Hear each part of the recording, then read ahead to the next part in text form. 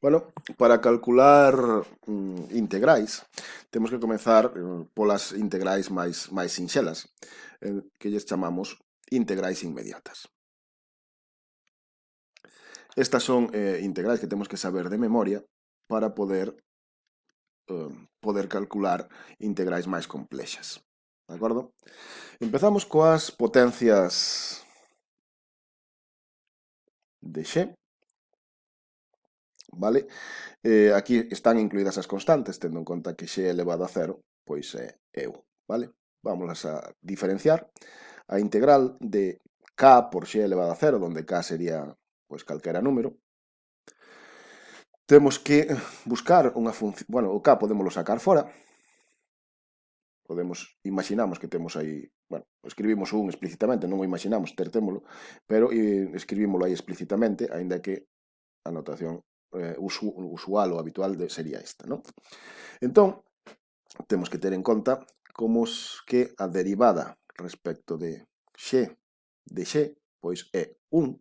Isto, traducido ao que acabamos de aprender, pois x é unha primitiva de 1, entonces isto sería k por x máis unha constante. Isto non se escribe así, porque como xa dixen no vídeo anterior, k por c sería outra constante arbitraria, entón escribímoslo así, como kx máis c, onde c é unha constante, como digo, arbitraria. Vamos a calcular ou obter as primitivas de calquera outra potencia con n distinto de 0. Entón,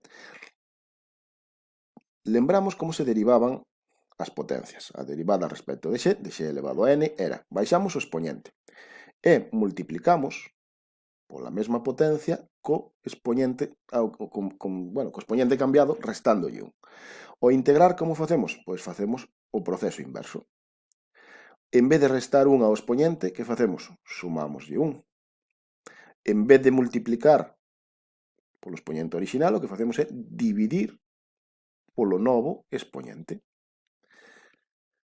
máis a constante de turno. Isto funciona sempre que n sexa distinto de menos 1, vale? Este caso non aparece aquí, porque sería o caso en que n vale 0, x elevado a derivada sería 0, non está incluído neste caso, vale? Ese vamos a estudar agora por separado. Ese caso en que x vale menos 1,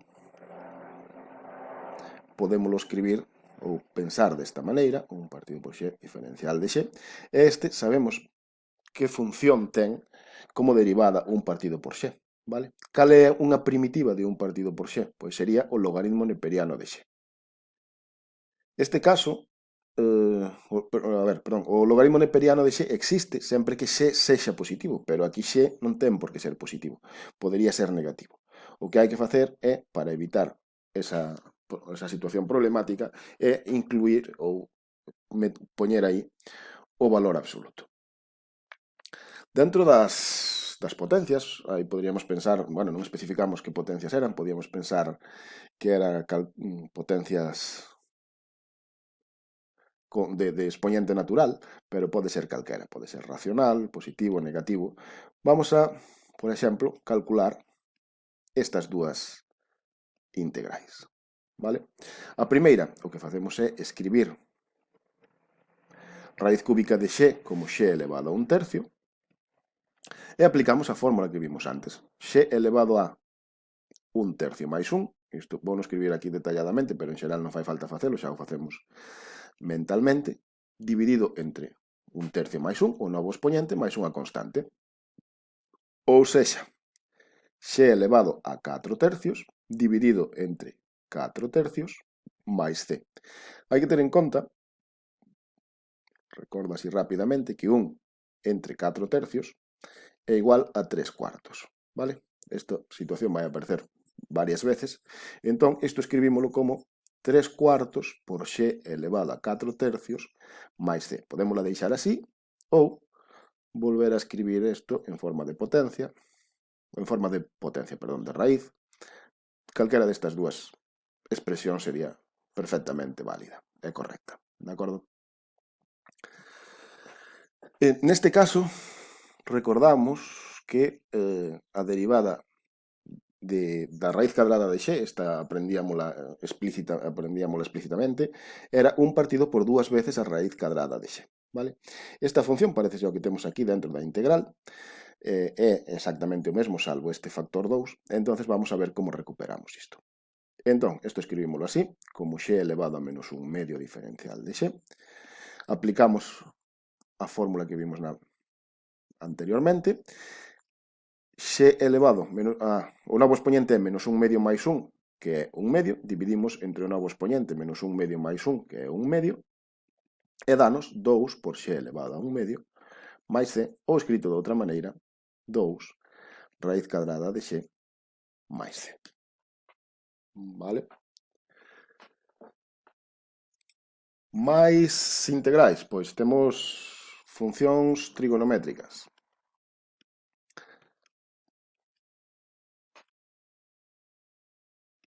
Funcións trigonométricas funcións exponenciais, que me estou saltando. Funcións exponenciais.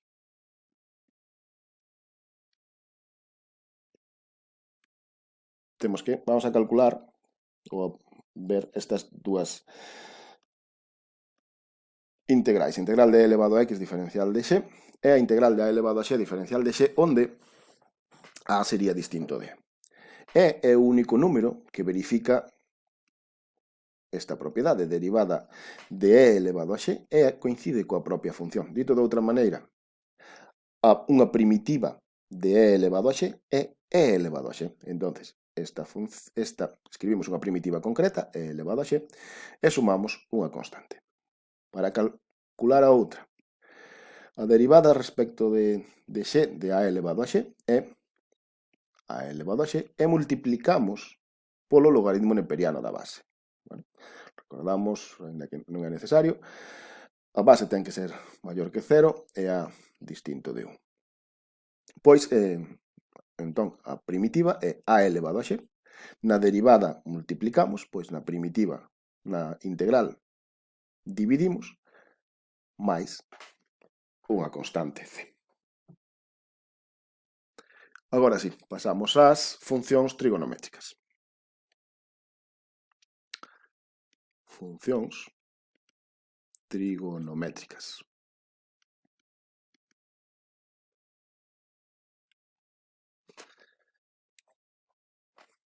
Empezamos con estas, a integral do seno e a integral do coseno. Lembramos que a derivada do seno de x era o coseno de x, dito de outra maneira. O seno de x é unha primitiva do coseno de x. Seno de x é unha primitiva do coseno de x. Entón, a integral do coseno de x é o seno de x máis unha constante. A derivada do coseno de x é menos o seno de x. Dito de outra maneira, o coseno de x é unha primitiva de menos seno de x. Nos queremos calcular a integral do seno de x, podémoslo facer de varias formas, ou cambiar simplemente aquí o signo. A derivada do menos coseno de x é o seno de x. Polo tanto, ou dito de outra maneira, menos coseno de x é unha primitiva de seno de x. Menos coseno de x máis c. Quédannos a integral da tanxente e a integral da cotanxente. A integral da tanxente de x, diferencial de x, e a integral da cotanxente de x, diferencial de x. Estas pertencen a outra forma de facer as integrais que poderíamos aprender de memoria ou simplemente, se seguimos o proceso que vou a facer, pois non necesariamente é saber obtelas en calquera caso. Estas son integrais deste tipo. Temos un cociente, temos unha función e a súa derivada. Pensamos a derivada, a función no denominador e a derivada no numerador. E teríamos que buscar unha función cuxa derivada fora desta forma. E para iso axúdanos o logaritmo neperiano. A derivada do logaritmo neperiano de f de x, como se derivaba? Pois era, aplicando a regla da cadea, 1 partido pola función multiplicado pola derivada da función. Escrito de outra maneira, f' de x partido por f de x. Entón, para calcular esta integral, temos logaritmo neperiano de f de x máis unha constante. Temos que ter en conta unha cousa, que é que f pode ser negativa, entonces poñémoslle aquí o valor absoluto. Entón, completamos a estas integrais. A derivada da cotanxente, aquí temos, a integral da cotanxente sería, temos no denominador a función, no numerador a súa derivada, polo tanto, aplicando o que acabamos de ver, logaritmo neperiano do seno. No caso da tanxente temos unha función e a súa derivada non, pero temos a súa derivada menos o signo. Entonces cambiamos o signo, menos logaritmo neperiano do coseno de x máis c. Ben. Seguimos, quédanos a integral da secante cadrado de x e da integral da cosecante cadrado de x de x. Bueno, vamos a ver de onde saen estas. Vamos a primeiro a calcular isto. Derivada da tanxente de x. Isto sería derivada de seno de x partido por coseno de x. Como isto sería derivar un cociente, derivada do numerador coseno de x por denominador sin derivar coseno de x, menos derivada do denominador menos seno de x, polo numerador sin derivar seno de x, partido por coseno cadrado de x. No numerador temos coseno cadrado de x máis seno cadrado de x, partido por coseno cadrado de x. Isto é 1 partido por coseno cadrado de x, ou que é o mesmo secante cadrado de x. Vale?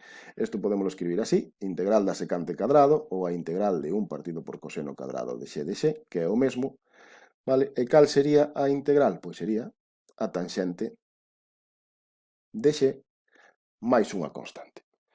No caso da cosecante, pois, facendo o mesmo proceso, integral de 1 partido por seno cadrado de x de x, quédanos menos a cotanxente de x máis c.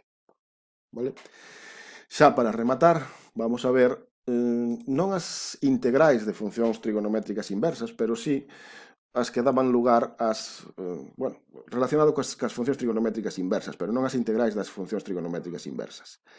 Tiñamos estas derivadas, derivada da arcoseno de x, derivada da arcocoseno de x, e derivada da arcotanxente de x. Estas derivadas sabíamolas facer e vamos a aproveitar para escribir aquí tres integrais. Unha, como as escribo, así, unha, dúas e a outra poño aquí. A derivada do arcoseno de x era 1 partido pola raíz cadrada de 1 menos x ao cadrado, ou que é o mesmo, entón podemos escribir isto. Da raíz cadrada de 1 menos x ao cadrado, a integral disto é, faltanos o diferencial de x, como vou poñer aquí, pois é o arco seno de x, máis unha constante. A derivada do arco coseno de x era a derivada do arcoseno cambiada de signo. Entón, temos que a integral de menos diferencial de x partido por 1 menos x ao cadrado é o arco coseno de x máis c. E a derivada da arcotanxente era 1 partido por 1 máis x ao cadrado, vale? E, polo tanto, podemos escribir, traducido de outra forma, arcotanxente de x é unha primitiva de 1 partido por 1 máis x ao cadrado, entón, diferencial de x, ou podemos escribir tamén así, 1 partido por 1 máis x ao cadrado diferencial de x, pois é arcotanxente de x máis c.